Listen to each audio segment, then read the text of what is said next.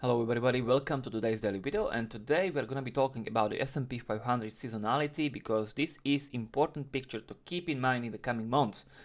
Let me explain you why. First of all, I am using the data as well that I've shared with you in November, last year November, in my last quarterly presentation. But I have added this data right here, and this is the average S&P 500 returns since 1950 right here. And let me talk to you about how beautifully it overlays, it even complements the previous data that I've already shared. So just very quickly, right here on the top you have the presidential cycle between the data from between 1950 and 2024, and you can see visibly that the midterm year, which is 2026, is the poorest of them all. Of course, that this guy has shared this like a year ago when before the post-election year, because people are very impatient and very quick to share bullish evidence. But people are very reluctant to share bearish evidence, and even if they do, they read it as bullish. It's because basically the numbers in the social media, because the bearish evidence usually, the bearish data, bearish work usually doesn't really bring any viewers actually. But the bullish, the shilling stuff, oh my god, people are swarming in.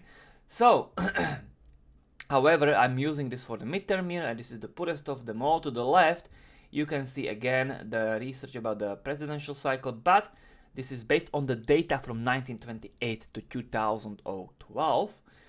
And there it's quarter by quarter. This blue line is quarter by quarter. And 2026 is this year, obviously, okay? And there you can see very clearly that Q1 is good. April is, and the April basically, the start of Q2, it's where things go sour. And then we have a very frustrating 6 months or so. And that is exactly what I think is going to be happening in 2026. And this, now coming to the point of making this video, this is the new data that I've added. This is average S&P 500 since 1950, month after month. And there you can see the seasonality, which to me it's showing exactly what I see coming as well.